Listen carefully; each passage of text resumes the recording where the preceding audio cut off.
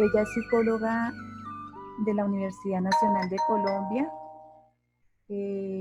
Hizo prácticas en salud mental en la Universidad de Sao Paulo. También ella tiene un programa acelerado de recuperación y ayuda para la Fundación Salud en Buenos Aires. Realizó también tanología en la Escuela Nacional de Medicina acá en Bogotá. Tiene conocimiento sobre el sistema de gestión de calidad y auditoría interna de la calidad, FORUM, en la Universidad de La Sabana. Terapia asistida con animales, Corporal Alegría, la realizó en esta institución. También tiene especialidad en yoga de la risa, una amplia experiencia con población con discapacidad cognitiva, formación en psicología transpersonal, Sasana, formación en psicología positiva en la Universidad de Pensilvania, y ahorita Zaidita está realizando un diplomado en programación de neurolingüística de la inteligencia emocional y coaching en la Universidad Sergio Arboleda. También ella hace parte del Centro Espírita Senderos de la Esperanza y es miembro activa de la Asociación Médico Espírita de Colombia. Entonces le damos la bienvenida a Zaidita por haber participado. Buenas tardes para todos, una alegría estar compartiendo con ustedes. Lo único que lamento es no poderlos ver presencialmente para darles un abrazo y compartir en tiempo real, pero bueno, aquí estamos ajustándonos a esta nueva dinámica que nos está enseñando muchas cosas. Voy a compartirles entonces aquí la presentación.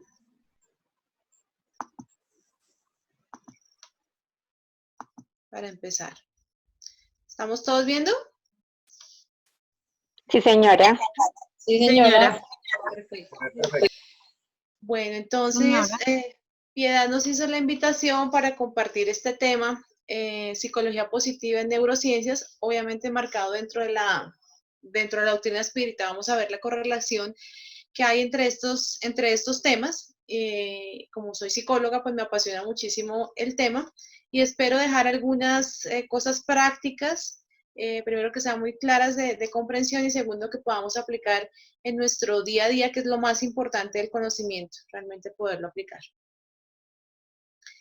Entonces quisiera comenzar clarificando qué es la psicología positiva, porque la mayoría de la gente, incluso dentro de la misma psicología, no conocen aún esta parte de la psicología positiva que es súper bonita.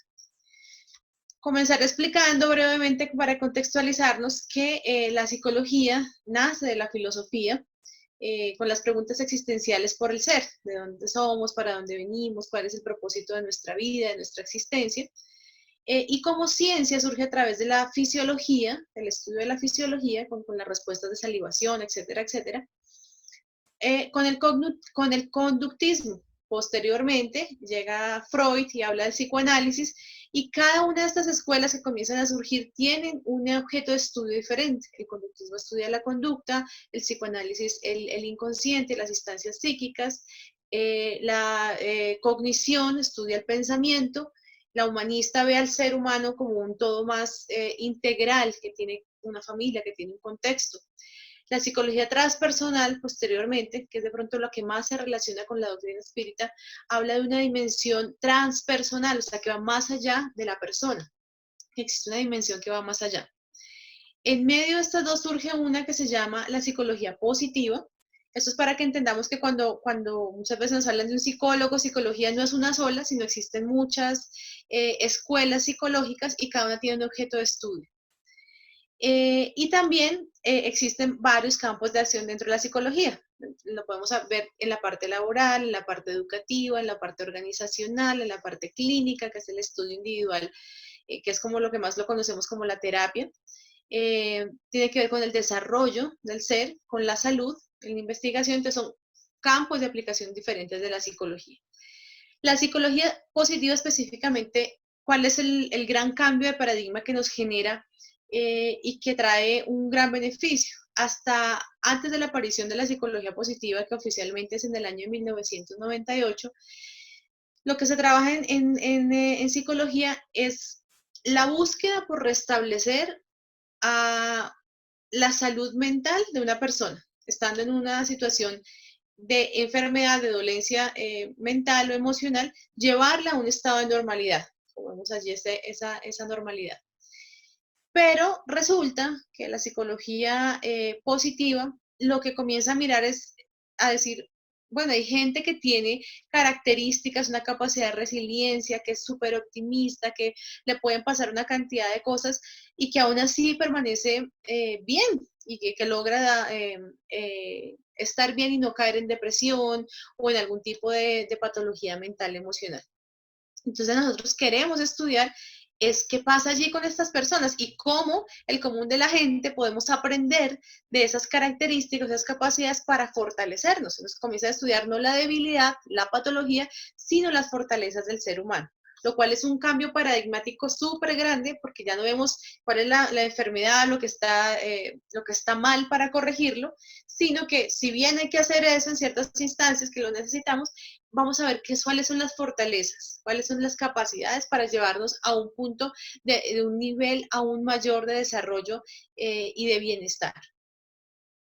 Entonces, viene este señor que se llama Martin Seligman, que es el padre de la psicología positiva, que es americano, es un psicólogo, y él descubre o da a conocer un término generado por el que se llama desesperanza aprendida. Y vamos a ver la importancia que eso tuvo y cuál es la aplicación práctica en nuestras vidas. Él quería saber por qué estamos bien y cómo promoverlo y el desarrollo de esta psicología positiva que comienza oficialmente en 1998, aunque sus comienzos fueron previos a través del desarrollo de la psicología humanista. En muy pocos años, debido a la globalización, al Internet, a que ahora la información fluye muy rápido, las investigaciones de un punto a otro del planeta viajan muy rápido, entonces hay un surgimiento muy rápido, hay un interés de la gente por esto, porque queremos estar bien y cómo mejorar. Tiene todo un respaldo científico atrás de esto y allí en esa dirección electrónica www.authentichappiness.org encontrarán una cantidad de instrumentos de evaluación que cualquier persona puede entrar a realizar y conocer su estado de salud, de bienestar, de optimismo. Es súper interesante. Entonces, para explicarles el concepto de desesperanza aprendida y por qué comenzó a parecerle a él tan interesante ver la psicología y a estudiar la psicología desde un punto de vista diferente. Él estaba haciendo unos experimentos con animales, con perritos, que posteriormente fueron replicados con personas, y en estos experimentos, él lo que hacían era que sometían a los sujetos experimentales a unas descargas eléctricas ante las cuales unos podían escapar y otros no podían escapar, y otros podían solo moviendo una palanquita escapar. ¿Qué ocurría con los experimentos? Resulta que uno de cada 3 sujetos experimentales era inmune a la indefensión. Es decir, aunque le aplicaran la descarga eléctrica y no tuviera nada que hacer, el animalito o la persona buscaba cosas que hacer para evitar esa descarga eléctrica o el sonido, que era lo que usaban con los humanos, que era de una situación desagradable. Uno de cada 3 era inmune a la indefensión y los otros 2 de cada 3 se volvían indefensos, es decir, aunque les pusieran la descarga, se quedaban quietecitos o al que le pusieran el sonido se quedaban quietecitos y no hacían nada para evitar eso. ¿Cuántas veces no nos pasa eso en nuestra vida? En la cotidianidad es que muchas veces hay personas que, aunque tengan situaciones difíciles, que tengan dificultades económicas, que tengan problemas, que tengan enfermedades, a pesar de eso, siguen luchando en la vida. Siguen optimistas, siguen viendo la luz en medio de la sombra, aquellas personas que llamamos resilientes, que tienen una capacidad de, a pesar de las adversidades, estar superando las dificultades. Pero a la vez encontró que uno de cada 10 sujetos experimentales, antes de siquiera darle la primera descarga o de intentar salvarse, ya era indefenso. Se llama indefensión aprendida. Entonces esto también le causó curiosidad, porque si ni siquiera se le había condicionado el estímulo aversivo, ya de una vez caía en desesperanza, se quedaba quieto, no hacía nada. En la cotidianidad, ¿qué nos pasa a nosotros? Muchas veces hay situaciones ante las cuales ni siquiera hacemos el esfuerzo de superar un problema, una dificultad, resolver una situación que sea difícil y ya nos sentimos que no hay nada que hacer, que esta situación tenemos simplemente que cargarla. Pues eso traduciría en términos cotidianos qué sería esa desesperanza aprendida.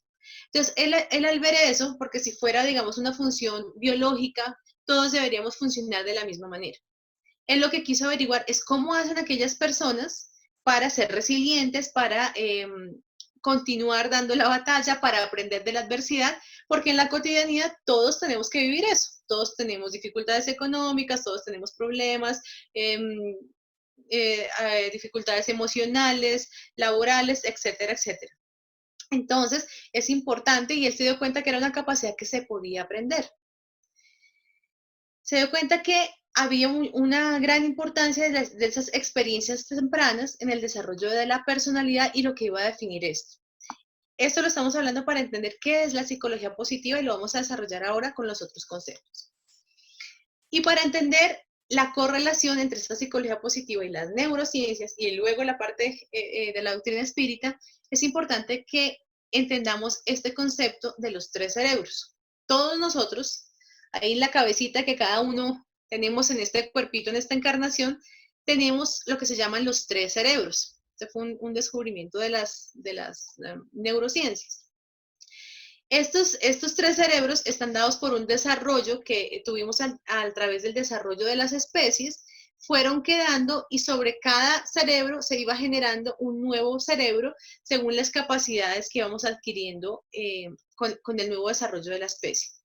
Y también cuando se da el desarrollo embrional, desde el feto que está bebecito hasta que sale el feto más grande, también se puede observar este mismo desarrollo embriológico. Primero se forma la parte más interna, que es el primer cerebro, que es el reptiliano, que es al que nos permite responder para sobrevivir. Entonces, la especie, como especie, todos tenemos ese desarrollo del cerebro reptiliano, que es el que responde a aquellas situaciones en las cuales o tenemos que huir, o tenemos que atacar, o tenemos que defendernos para sobrevivir. Gracias a ese estamos en este momento aquí como especie todos nosotros, si no, no estaríamos. Pero posteriormente, cuando aparecen ya los mamíferos, se desarrolla el siguiente cerebro, que es el cerebro mamífero, el cual nos permite ya el desarrollo de una serie de emociones. Ya aparece el sistema límbico, que es el que nos permite desarrollar esa parte más emocional. Finalmente, con el desarrollo, cuando ya aparecemos los Homo sapiens sapiens, que somos los humanos, se desarrolla esta parte, que es la parte frontal, que es toda la corteza exterior, que es el tercer cerebro, que es el más reciente en el desarrollo evolutivo. Y es el que también por lo general menos usamos, porque todavía es, digamos, joven comparado con los otros dos cerebros. En esta parte tenemos la capacidad de nosotros de razonar, de tomar las decisiones, de parar, pensar y no solamente reaccionar.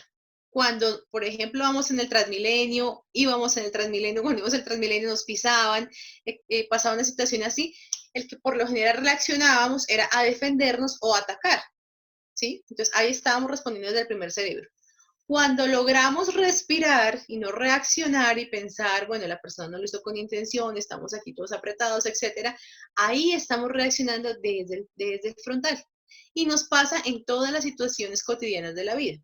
Cuando llega una persona de nuestra familia y nos grita, de una vez nuestra reacción por lo general es de defensa, de defendernos o de atacar o de paralizarnos. ¿Sí? O nos quedamos callados, aunque estemos con la rabia por dentro, o simplemente gritamos y reaccionamos para defendernos, o nos vamos y evitamos la discusión.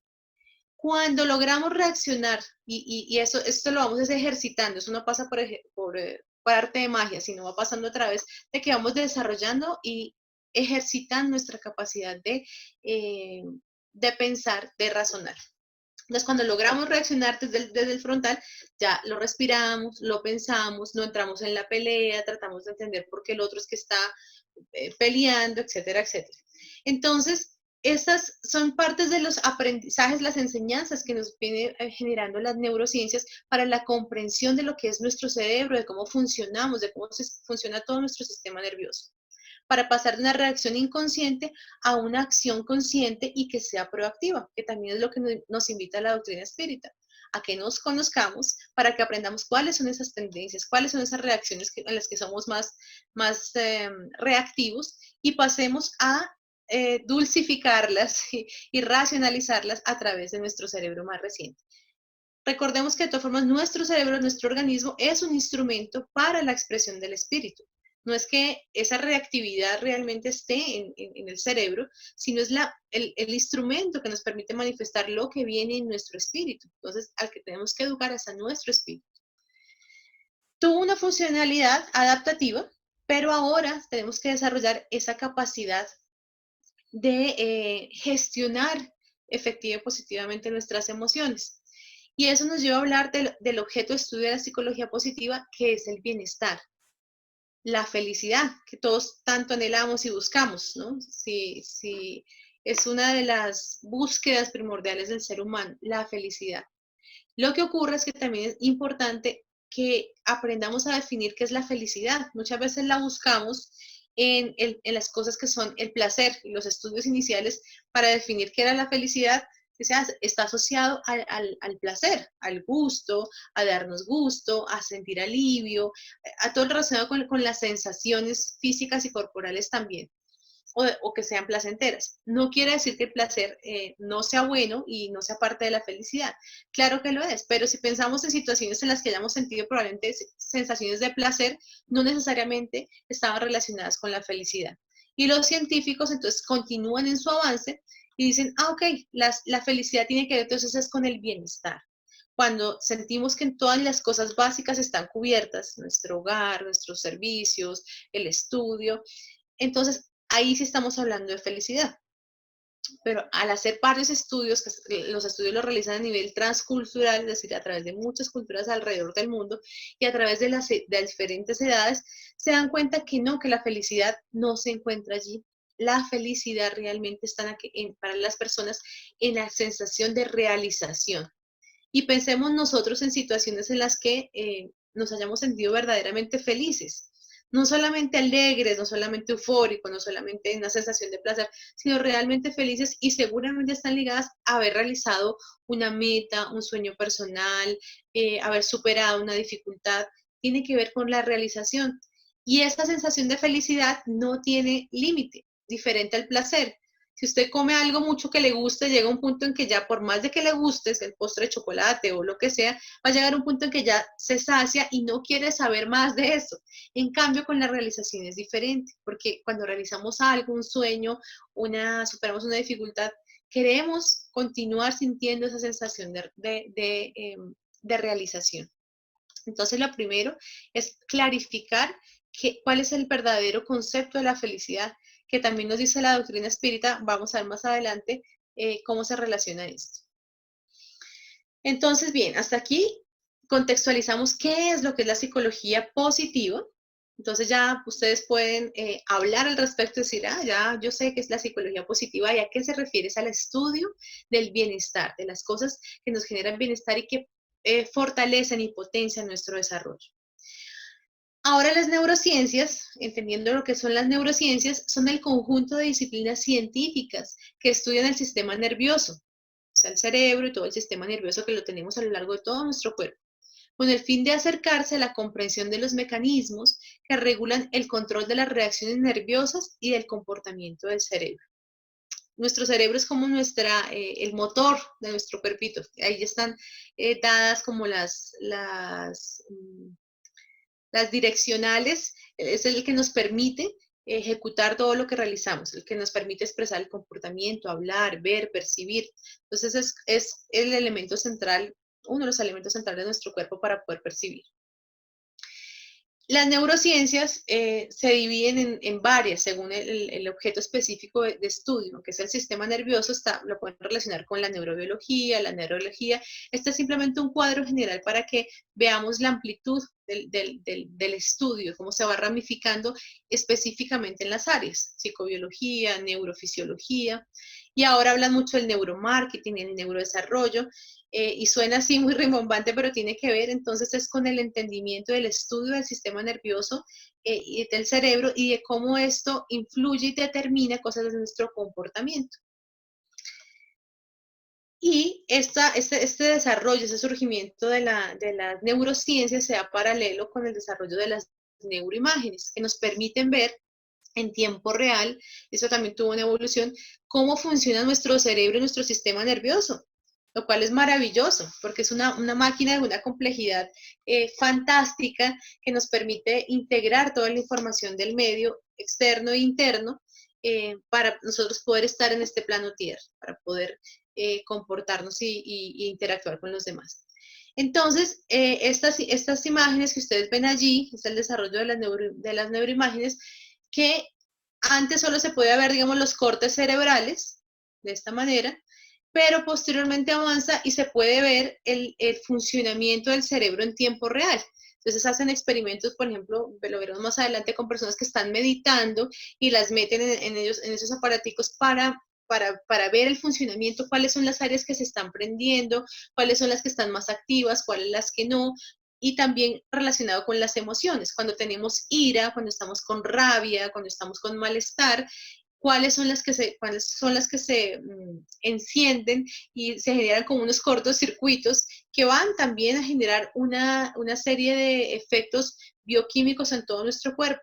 Pero también cuando abrazamos, cuando estamos felices, cuando nos dan una buena noticia, cuando estamos con aquellas sensaciones de caricias, que son placenteras, de abrazar con la gente querida, eso también genera una activación particular en ciertas áreas del cerebro y una bioquímica específica del bienestar.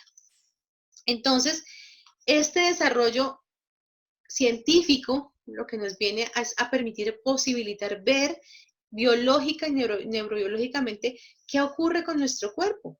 Y esto nos ocurre a todos, todos tenemos un cuerpo, todos tenemos un cerebro, todos tenemos las neuronas, las endorfinas, que son las sustancias que están en nuestro cuerpo. Entonces, por ejemplo, nosotros no lo vemos en cada instante que ocurre esto, pero esto es lo que ocurre en nuestro organismo. Hay una comunicación de neurona a neurona, una comunicación de neurona a neurona, donde se liberan los neurotransmisores.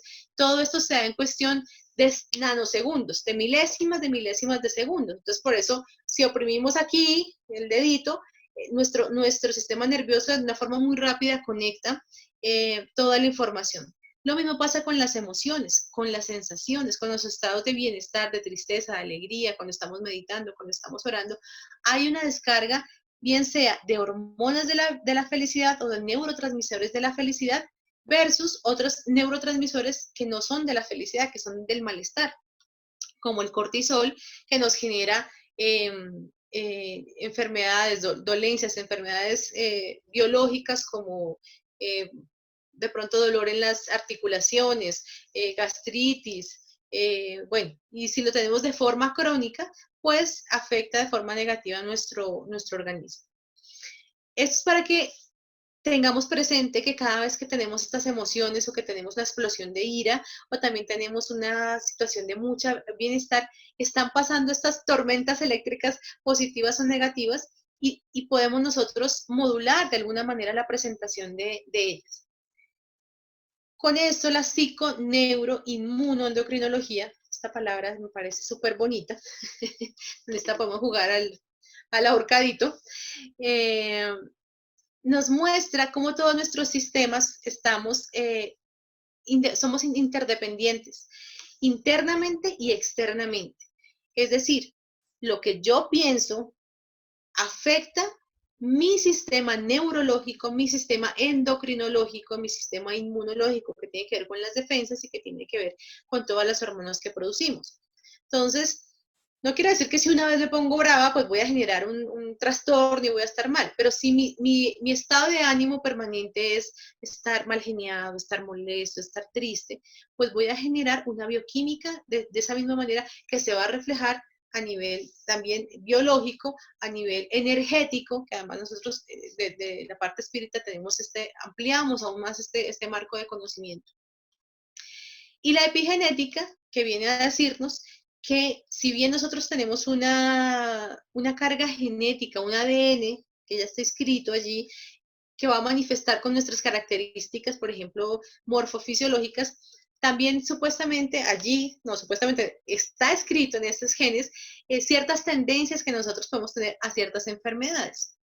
Pero la epigenética viene a decirnos, ya con un sustrato científico, que si bien tenemos inscrito en nuestros genes cierta información, dependiendo de cómo nosotros nos comportemos, lo que comamos, cómo durmamos, cómo interactuemos, nuestras emociones, de ciertos factores que nosotros podemos modular, se va o no se va a manifestar esa tendencia biológica que está inscrita, lo cual es fantástico, porque hasta antes de que la epigenética nos dijera esto, parecía que estábamos condenados sí o sí a sufrir y a vivir cierto tipo de cosas que ahora la información científica nos dice que podemos modular.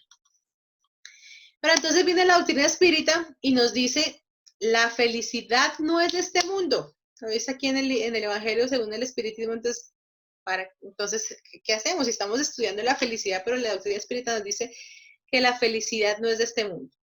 Pero resulta que lo que nos dicen es que, como también los estudios científicos mostraron, es que la felicidad no está en las cosas externas, dice, ni la fortuna, ni el poder, ni la florida juventud te dará aquella felicidad, porque no están las cosas externas, no está en el poseer, no está en el título, no está en el carro, no está en la posición social. Y de hecho vemos mucha gente que tiene muchas cosas a nivel material, con mucho reconocimiento, fama, pero tiene profundas dificultades emocionales, depresiones, que incluso llevan hasta el suicidio. Entonces nos dice la doctrina espírita, bienaventurados los afligidos. O sea que es bueno que estemos tristes. ¿Será que eso es lo que nos quiere decir? No, lo que nos quiere decir es que aprendamos a reconocer en aquellas dificultades las oportunidades justamente de reequilibrar algo de un pasado y de aprender a través de ese dolor, que necesariamente no nos tiene que generar un sufrimiento, porque el dolor es diferente al sufrimiento. Es decir, podemos experimentar, de hecho, situaciones que sean muy dolorosas a nivel físico, a nivel emocional, pero no necesariamente tenemos que sufrir con ellas, porque si aprendemos a redimensionar y a entender que esa situación tiene un porqué y un para qué, entonces el sufrimiento es opcional también. El dolor no, pero el sufrimiento sí. El sufrimiento es porque me sobreidentifico con la situación, me pongo en un papel de víctima, no me puedo superar, no tengo esa resiliencia, porque nos invita a la doctrina espírita justamente entonces a saber reconocer qué es la felicidad realmente, en dónde la estoy poniendo, cómo interpreto las situaciones de mi cotidianidad, y nos invita, en la última frase, a despojarnos del hombre viejo.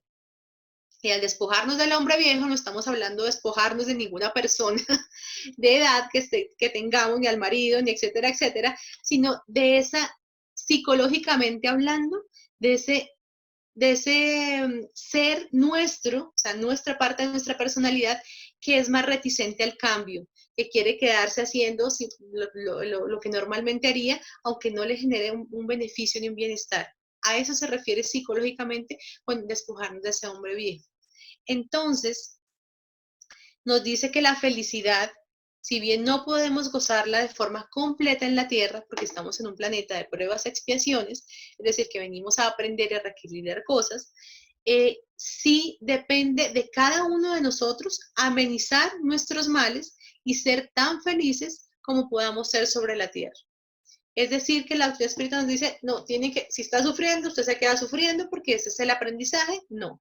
Lo que le está diciendo es, aprenda a sufrir y aprenda, si se puede decir entre comillas, a disfrutar de esa situación, a resignificarla a través del amor, del entendimiento, y a ser tan feliz como pueda ser, que es lo mismo que nos dice la psicología positiva. Reconoce tus fortalezas y apaláncate en ellas para desarrollar más bienestar en tu vida. Y lo que nos dice la epigenética, que a través de nuestros comportamientos, de cómo nos comportemos hagamos ejercicio, interactuemos con las personas, etcétera, etcétera, vamos a poder generar más bienestar en nuestras vidas y eso sí está en nuestro control. Nosotros no podemos tener control de cosas que están externas, pero sí en nuestro comportamiento. Entonces es la gran invitación que nos realiza la doctrina espírita, que mire que es lo mismo que nos decía la doctrina, la psicología positiva. Y allí viene esta señora, doctora Sonja Lumbrowski, que nos, a través de varias investigaciones que ella realiza con su grupo de investigación alrededor del mundo, encuentra que de hecho en nuestras manos está el 40% de los factores que influyen en nuestra felicidad. Mire cómo la doctrina espírita nos dice, ustedes tienen la capacidad y el deber de amenizar su vida en lo mejor posible, y la ciencia nos viene a decir exactamente lo mismo, que tenemos la capacidad, el poder de poder realizar esta modulación a nuestro favor para el bienestar en esta encarnación. Y ellos nos traen, la psicología positiva, 5 claves de la felicidad, que aquí las voy a enunciar y solamente voy a describir por tiempo 2 de ellas, con algunos ejemplos, pero las 5 claves tienen que ver con las emociones positivas, por sus siglas en inglés, con el engagement, que es la sensación de involucramiento, de compromiso con algo, cuando yo me siento comprometida con una causa, con una persona, con una circunstancia. Las relaciones, los relacionamientos positivos, tener un significado y un sentido de vida, no solamente que la inercia nos lleve cada día, nos levantamos, comemos, nos acostamos, al otro nos levantamos, etcétera, etcétera, sino que hay un significado en mi vida. ¿Cuál es el significado de la vida para cada uno de ustedes? Si aún no lo tenemos, si aún no lo sentimos, descubrámoslo porque es parte importante de nuestro programa reencarnatorio. Y la sensación de logro, el accomplishment. Estas 5 claves, ellos hicieron estudios alrededor del mundo, en diferentes culturas, y encontraron que las personas que eran felices, que tenían esa capacidad de resiliencia y de felicidad, desarrollaban o tenían estas 5 claves en sus vidas. Posteriormente agregan una clave más, que la veremos ahorita. Pero entonces la invitación es que revisemos cómo están estos aspectos en nuestra existencia, porque si logramos trabajar en cada uno de ellos, vamos a incrementar nuestra sensación de bienestar. Y al estar nosotros mejor, nuestra familia va a estar mejor, nuestra comunidad va a estar mejor, y es un deber moral. Vamos a ver 2, para que entiendan un poco, explicarles el sentido y relacionarlo con la doctrina espírita. Las emociones positivas. Lo que nos dice la psicología positiva y reforzado por la neurociencia es que la cantidad de palabras y emociones positivas que tenemos durante el día debe tener una relación de 3:1. Es decir, por cada emoción o palabra negativa necesitamos tener 3 positivas para balancear. Esto tiene que ver con programación neurolingüística, con todas las actividades que buscan justamente a través del lenguaje, no solo el verbal, sino todo el tipo de lenguaje, generar emociones positivas. ¿Cuántas emociones positivas tenemos nosotros en el día? ¿Somos conscientes de las emociones que tenemos, en las que vibramos, las que generamos a nuestro alrededor? Porque a veces no son solo las que nosotros sentimos, sino las que nosotros propiciamos alrededor. Hay una responsabilidad personal y tener una responsabilidad con los otros seres que tenemos a nuestro alrededor. Y esto tiene que ver con algo muy importante, que también lo vemos en la doctrina espírita, que es la inteligencia interpersonal e intrapersonal. La intrapersonal tiene que ver con la capacidad de autogestionar nuestras emociones, de reconocer nuestras reacciones, de saber qué hacemos con esas emociones, de aquellas que no son tan positivas, tratar de superarlas, y aquellas que son positivas, aún traerlas más a nuestra existencia. Tiene que ver con la capacidad de autoconciencia, de autoconocimiento, que nos invita tanto el Evangelio según el Espiritismo a través del mensaje maravilloso de San Agustín. Conócete a ti mismo, haz una reflexión diaria. Y eso lo leemos tantas veces, pero ¿cuántas veces realmente sí lo practicamos? De coger en las noches, bien sea mental o escrita, o de forma escrita, realmente hacer un balance de nuestros actos. Caramba, ¿qué hice yo hoy? ¿Qué fue positivo? ¿Qué pude haber hecho mejor? ¿Cómo puedo hacerlo mejor mañana? Eso es el espiritismo realmente vivenciado. Y la doctrina espírita relacionada con este aspecto, esta clave de la felicidad que nos dice la psicología positiva, tienen varios apartados, tanto en el libro de los espíritus como en el Evangelio según el Espiritismo, que nos convida justamente al desarrollo de esas emociones positivas. Por poner aquí algunos ejemplos. En el capítulo 5 habla bienaventurados los afligidos, causas y injusticias de las aflicciones, el mal y el remedio, sufrir bien y sufrir mal, lo que hablamos ahora, la verdadera desgracia.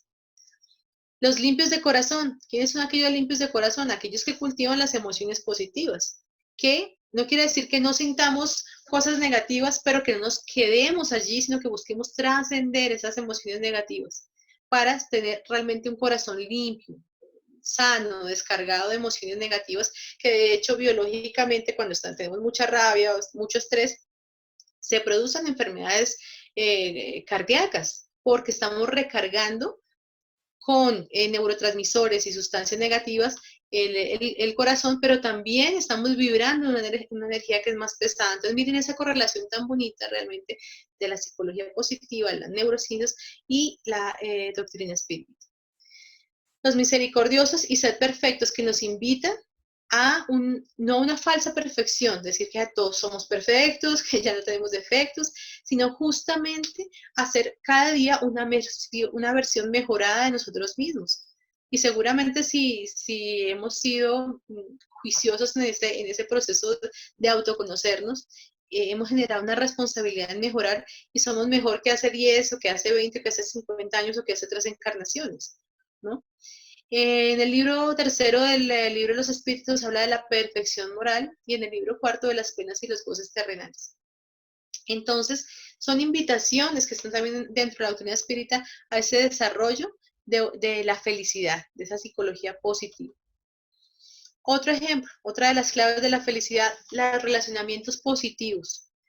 La calidad y la cantidad de los vínculos positivos que nosotros tengamos. Y aquí podemos también hacer como una radiografía escribiendo aquellos vínculos que tenemos en nuestra vida. A veces tenemos muchos vínculos en nuestra existencia, pero resultan que terminan siendo unos vínculos tóxicos o negativos, porque no nos traen cosas positivas, porque son de conflicto, porque no hay una retroalimentación positiva, sino es siempre hacia lo negativo. Entonces, miremos y evaluemos cuáles son nuestros vínculos. Nosotros como espíritas también sabemos que si venimos en círculos familiares donde tengamos también ciertos vínculos que sean difíciles, tenemos primero que todo hicimos el compromiso espiritual antes de venir para encarnar en estos grupos familiares. ¿Por qué? Bien sea porque estamos reequilibrando algo de un pasado o porque hicimos el compromiso de que en esta encarnación sí vamos a perdonar, sí vamos a trascender, a dejar el orgullo, a dejar, etcétera, etcétera. Entonces, no quiere decir que tengamos que alejarnos de estos vínculos, sino que podemos transformar aquellos vínculos negativos en positivos, ya nos lo dice el Evangelio de amar a los enemigos. Y también entender que esto en su justa medida no significa que les vamos a tener el mismo afecto que tenemos por aquellos seres que no son más afines, pero sí que nos generemos más compromisos a nivel espiritual. ¿Por qué? Porque si estamos permanentemente en contacto con esta persona y es un vínculo negativo, lo que estamos generando, acuérdense de la imagen de los neurotransmisores, estamos generando permanentemente un baño de neurotransmisores negativos que nos hacen daño particularmente a nosotros. Y si estamos mal, pues internamente, difícilmente vamos a estar bien externamente. Entonces la idea es que evaluemos nuestros vínculos, cómo están esos vínculos, cómo podemos cultivarlos, cómo podemos transformarlos y podemos hacerlo. Y nos habla en nuestra doctrina espírita de aquellas leyes morales, de la ley de sociedad. Encarnamos en grupos familiares, en sociedades, porque necesitamos estar en contacto con ese otro ser humano para justamente irnos puliendo, como las piedras preciosas, hasta que ahora sí bien lindas y bien divinas, pero es en ese contacto que se hace ese burilamiento, ese perfeccionamiento. Si estuviéramos solitos cada uno en un planeta, de pronto estaríamos aparentemente más tranquilos, pero solamente es cuando entro en contacto con el otro que tengo que medir mis límites, saber cómo relacionarme. Esos son los grandes maestros y aquellas personas con las cuales tenemos mayor dificultad de relacionamiento son nuestros mayores maestros. Y habla de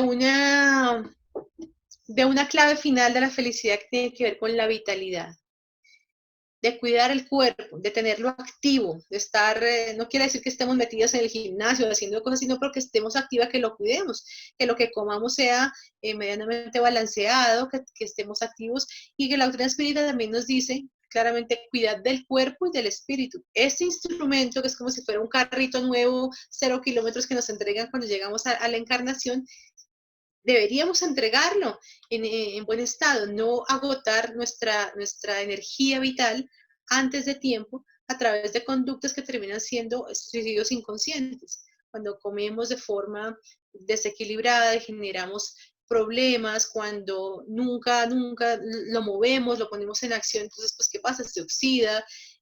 Cuando nuestros pensamientos son siempre negativos y lo estamos cargando siempre de energía negativa, entonces hay que cuidar del cuerpo y el espíritu porque es nuestro instrumento. Entonces, en resumen, la psicología positiva nos dice, y como nos lo dice también la doctrina espírita, que a través de pequeños esfuerzos, como el que está haciendo allí la hormiguita, de aquellos pequeños esfuerzos, podemos realmente tomar la decisión de ser feliz. Y que está en nuestras manos esa capacidad de decidir hacerlo.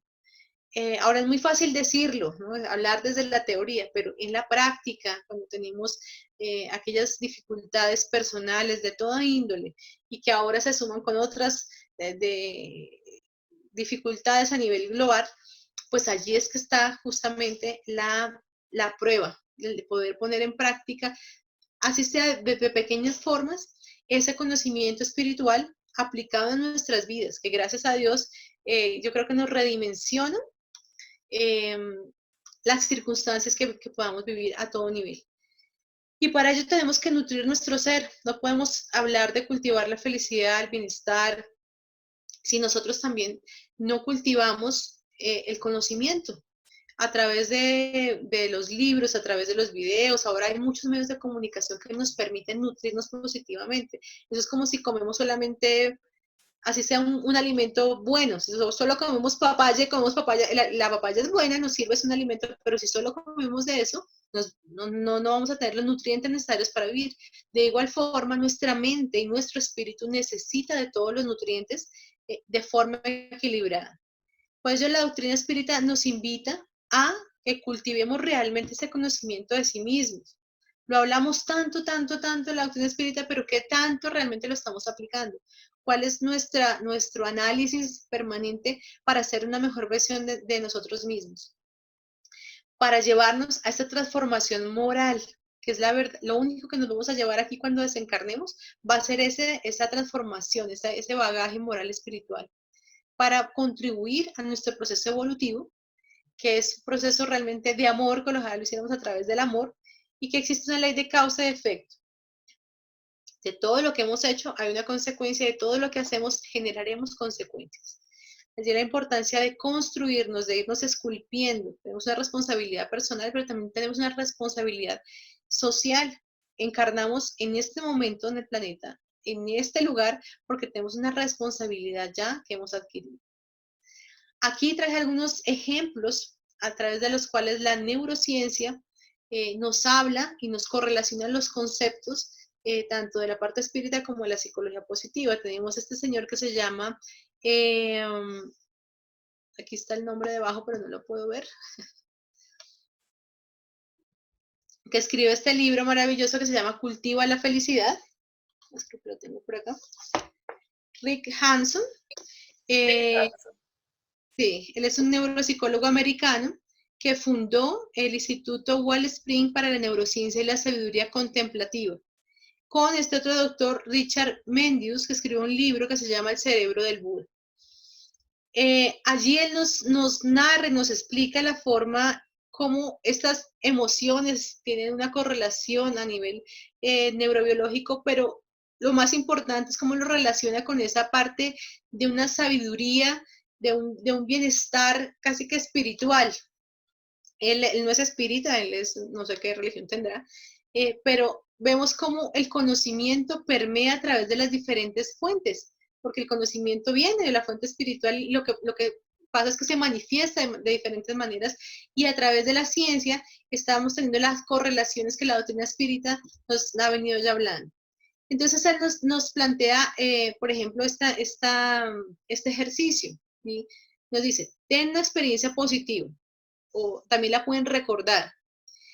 Enriquecela. Muchas veces cuando nosotros tenemos una experiencia positiva que nos dan una buena noticia o estamos felices por algo, nosotros como que la dejamos pasar. En cambio, las experiencias negativas nos quedamos repensándola, nos quedamos mergullando en eso, volvemos y lo rumiamos. Ahí sí parecemos vacas que rumiamos lo negativo, ¿no? Ay, pero yo tan bruta, ¿por qué hice esto? Pero yo, ¿por qué tomé esta decisión? ¿Por qué? Porque siempre lo negativo. Ojalá hiciéramos eso con lo positivo. Ay, qué bien, yo no sé, logré terminar un curso online que tenía pendiente, qué chévere, felicítese por eso, cuando dice enriquecela es eso, no deje pasar de largo esas experiencias positivas, porque la medida que la enriquece, cuando usted la está enriqueciendo y la está trayendo, su neurobiología está generando neurotransmisores y hormonas del bienestar, y además usted está, espiritualmente sabemos, está trayendo energías positivas. Una vez que la enriqueces, como que dices, ok, sí, esto es importante, me voy a sentir bien por esto, me voy a felicitar, dice, imprégnate de ellas, como saborea esa sensación. Oiga, me siento bien, me siento alegre, me siento tranquilo, ojalá pueda sentirme siempre así. Siéntala, siéntala hasta como en el tuétano de sus huesos. Y da un paso posterior que dice, cuando ya ha logrado estos 3 primeros pasos de forma continua, perseverante, va a generar un hábito. Es decir, que cuando tenga una experiencia positiva, va a ser más fácil que la sienta, que la viva. Y va a poder incluso relacionar algo negativo con esa experiencia positiva y sea una especie de condicionamiento para condicionar algo negativo con algo positivo. Y él dice, y él explica ahí en este libro, cómo de esta manera nosotros podemos remodelar nuestro cerebro, que tiene que ver con toda la plasticidad cerebral eh, y el remapeo neurológico. Cuando nosotros tenemos la tendencia de, por ejemplo, ponernos de mal genio siempre por algo, entonces resulta que se crea un canal neurológico, unas neuronas que siempre sin ese canal, nos pusimos bravos, se activa un circuito. Nosotros podemos generar otros circuitos, que sea el del bienestar, el de la alegría, el de la paz, pero eso exige, como todo en la vida, crear un hábito, crear un hábito, crear un hábito, y en la medida que nosotros vamos creando y activando el otro canal neurológico, este otro que como ya no lo transitamos, se va desactivando. Entonces, así, ese es el correlato fisiológico de eso. Pero el correlato espiritual es aún mucho más importante porque estamos desaprendiendo un mal hábito, una mala tendencia que está en nuestro espíritu y activando uno positivo que nos va a sintonizar con otras cosas pues también más positivas. Esto es para nombrarlas rápidamente, que las tenemos.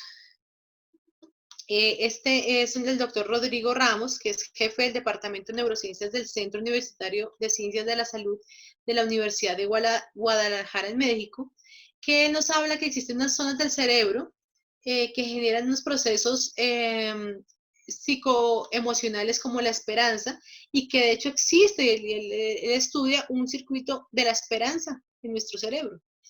Está este señor que escribe este libro que se llama La Anatomía de la Esperanza, Jerome Grossman, y él dice que la esperanza, la auténtica, o sea, que aquel verdadero sentimiento de esperanza, ha demostrado ser en todos los pacientes no menos importante que los fármacos y las terapéuticas que he usado para curarlos.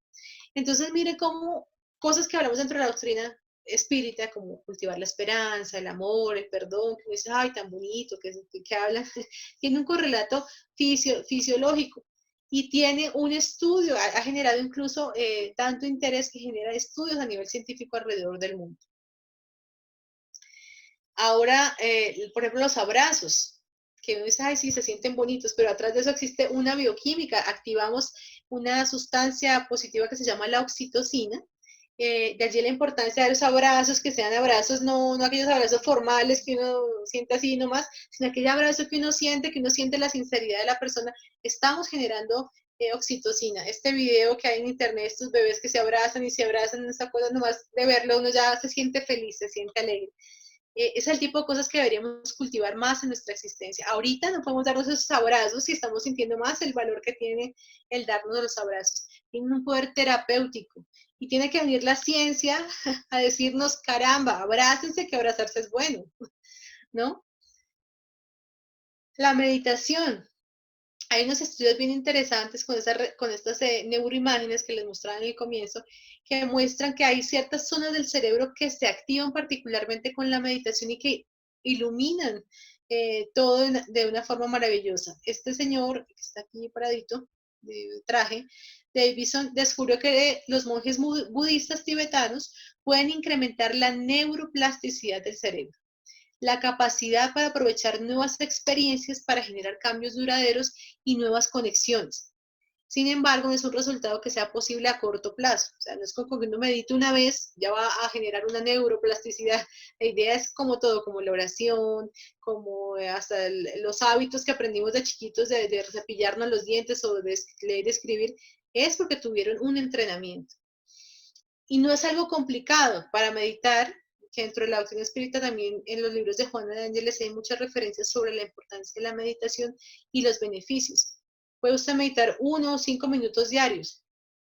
Cuando llega a ese profundo encuentro con usted mismo, se producen unas conexiones o interconexiones cerebrales diferentes y amplía nuestra capacidad de conciencia, lo que nos va a permitir estar más conscientes de nuestro comportamiento, a reaccionarnos desde nuestro primer cerebro, así para reaccionar, estar al ataque, a la huida o a la defensa, sino que nos va a dar un tiempo, un compás para poder reaccionar desde nuestro tercer cerebro, desde la razón. Está este otro señor que habla, es Zoran Hobispovic, se debe ser ruso, investigador en neurología de la Universidad de Nueva York y monje budista. Y él muestra la capacidad del cerebro para cambiar y optimizar de formas que no sabíamos que eran posibles. Dentro de nuestra doctrina espírita también tenemos la oración y una oración con meditación profunda. No es oración que sale solamente de los labios, sino aquella que nos dice la doctrina espírita que salga realmente del corazón. Entonces, todo ello para decir que la neurociencia, el estudio que existe maravilloso, que es un avance para nosotros como humanidad, está evidenciando realmente que ese objeto de estudio de la psicología positiva, la felicidad, el bienestar, realmente está también referenciado en la doctrina espírita. O sea, las neurociencias viene a respaldar un conocimiento desde la psicología positiva, pero también vemos que esto está realmente, nos lo habla Jesús en sus enseñanzas. Todas las emociones positivas, el relacionarnos, el tener un significado en la vida, el cuidar del cuerpo y del espíritu, viene a hablarnos la doctrina espírita que va más allá entonces de las neurociencias. La doctrina espírita habla de las causas primeras de las cosas. No nos habla solamente del sustrato biológico, que es importante porque estamos encarnados y necesitamos de este cuerpo, y en la medida que aprendamos más de ese funcionamiento también vamos a optimizarlo, pero sabemos que las causas primeras están más allá, que tenemos la responsabilidad de cuidar de este, para que también cuando vengamos más adelante tengamos un cuerpo que también corresponda al cuidado que le dimos a la flor. La neurociencia entonces es una herramienta para la comprobación científica de lo que la doctrina espírita ya viene hablándonos desde hace mucho tiempo y que Jesús desde hace más de 2000 años nos viene hablando, viene tocando nuestra puerta. ¿Cuántas encarnaciones de pronto han pasado y estamos en esta consolidando un poco más ese conocimiento espiritual desde este marco de referencia de la doctrina espírita? Quiero invitarlos finalmente a que este conocimiento lo pongamos en acción. El conocimiento realmente es muy importante para el avance evolutivo, pero sabemos que el conocimiento sin la aplicación es como queda mocho, es un pajarito que queda sin una alita, necesitamos ponerlo en acción. Es, por lo tanto, una propuesta de autoconocimiento para que lleguemos a una aplicación práctica de esos conocimientos médicos, psicológicos y espíritas a nuestra vida diaria, para hacer que tengamos una vida más plena y más feliz, porque es posible, es un deber de todo buen espírita cultivar esa felicidad y ese bienestar. No para ser falsamente perfectos, pero para saber recordar, reconocer y trabajar en esa perfectibilidad que como espíritus tenemos, cumpliendo con unos objetivos reencarnatorios que planeamos desde el mundo espiritual antes de encarnar. ¿No? En esta encarnación sí voy a ser feliz, voy a estar más activo, voy a ser muy amoroso. Y en la cotidianidad las cosas del día a día, las urgencias y las emergencias, ay, se nos hace que se nos olvida esos compromisos que tenemos allí, pero están grabados en nuestra conciencia. Porque el objetivo es evolucionar y progresar siempre. La doctrina espírita es una doctrina de esperanza, de alegría, de bienestar, que nos incita a ser cada día mejores seres humanos y a vivir en la alegría, multiplicando, siendo multiplicadores a través del ejemplo y los conocimientos para el bienestar de los demás. En la medida que nosotros lo apliquemos, vamos a ver el beneficio en nosotros y sin siquiera decir nada, estamos siendo ejemplos que van a multiplicar un buen hábito. Queremos a veces que el mundo cambie, pero no comenzamos por cambiar nuestro propio mundo. Entonces la responsabilidad está allí y la capacidad está allí. No podemos cambiar el mundo externo, pero sí nuestros mundos interiores. Y si cada uno de los que estuviéramos aquí presentes nos comprometiéramos, pudiéramos trabajar un poco más en eso, veríamos el beneficio, primero para nosotros mismos y segundo, para la comunidad en la que nos encontremos. Finalmente, y para concluir, quiero felicitarlos a todos ustedes por estar aquí hoy presentes, por estar invirtiendo una hora y media de su tiempo, de su día, para aprender algo nuevo, para recordar y traer a la conciencia consciente unos conocimientos que ya están allí latentes en su ser. Y agradecerles por su tiempo, por su paciencia e invitarlos a que sean permanentemente felices a través de este conocimiento que nos permite la doctrina espírita. Muchas gracias por su atención, por su tiempo y por la oportunidad.